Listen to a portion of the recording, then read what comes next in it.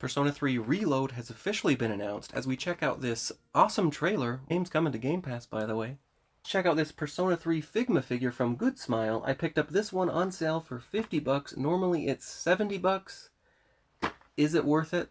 Spoiler alert, I kinda hate Figma. It's not worth $70. It's not worth $50. The packaging is fantastic. I love how it's uniform. It will fit along with all the other Figmas. Nice spines, very consistent theme, very consistent looks. So if you have an inbox collection, it's going to look fantastic. Getting it out of the packaging, pretty great packaging experience. It's in there really nicely. They use the tray, of course. No special background, just a Figma one. Yeah, here's the tray. There's no ties, so you don't have to cut anything. Super nice, love that. Lots of little pieces, so once that covers off, they may come spilling out. Get him out of there. He's wrapped in all kinds of plastic to protect him, I guess. It's just everywhere, so you're popping off the head, you're popping off the hands, you're gonna pop off the torso. Just pop everything off to get these plastic bits out. I haven't understood what they're in there for. They're such a huge pain in the ass. You have to take apart the whole figure, basically, just to get all the plastic off to get it ready. But afterwards, when I finished filming, I found this. Yeah, weird black stuff all over my fingers, so I guess that's why they do it. It's worth jamming it all in there and taking it apart all Frankenstein style. Not a great experience, though. The leg, this fucking leg kept popping off. Super annoying. Getting it back on, it just doesn't... I don't know, it's just not a good little fit there, and so you don't have a lot of clearance. You're just kind of jamming it on there and hoping. Do not like that. Made this figure a super frustrating experience. I think I got it all together right. Get the neck back on there. Spindly little figures, the skinny ones, they never feel super great to me anyways. But this figure, the look of it is fantastic. The articulation is really great. Different joints than I'm used to, but they work as much as you want. The leg joint, this one I'm leery of. You don't want to pop it out, but it goes back. It's got the more than 90, I don't know. Great joints. The feet, it's got articulated toes, so that is super cool. Again, you're going to get tons of posability on this thing. It's just so thin and spindly, and it can easily come apart. So beware of that. And I had a hell of a time getting him to stand. Yeah, he has a figure stand that comes with him. You're definitely going to need it, even though I have troubles with that. Yeah, the spindlier the figure, I swear to God, they're just harder to stand because they have no weight to them. It does come with a cool little Figma bag to, I guess, put the figure in or all the accessories. I don't know, really neat instructions. You might need these as you pull this baby apart. Cool little, like, hand holder thing. That is awesome. Kudos to Figma for that. That is fantastic. I wish all figures came with that. So let's get the stand out of here. Comes in multiple little pieces. There's the Figma base. Cool little plastic there. And the stand here. I wasn't sure if I was doing the stand correctly because it doesn't necessarily fit into his back well.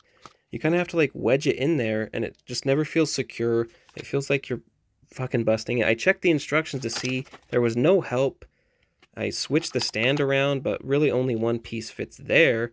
So I guess it's just not like a good connection, or you really got to kind of wedge and jimmy it in there. You can see I kind of like bent the plastic. There's that white plastic stress mark. Eventually got it to kind of work, but it never feels great. I feel like I'm always wrestling with the stand and the figure. You got your extra pair of underwear pants for the evoker holster. I don't know, you know. Here's the extra face, is kind of a neutral expression. And then there's another one, kind of a more angry expression. The sword, super great detail here.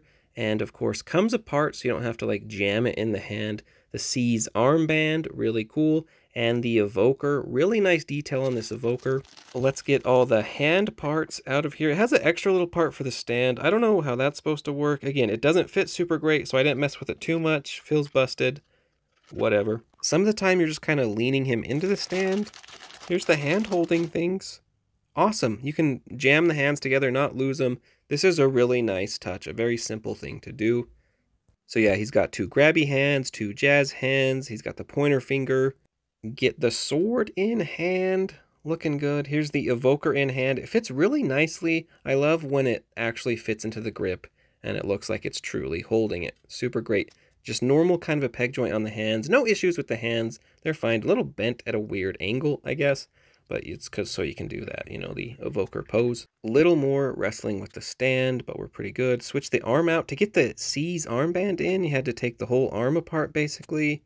Put it in at the elbow, I found, to finally work.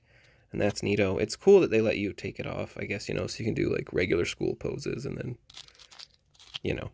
So here is more gymming with the hips so I can get the holster on. And again, I guess, you know, he's not always wearing a holster, so that makes sense.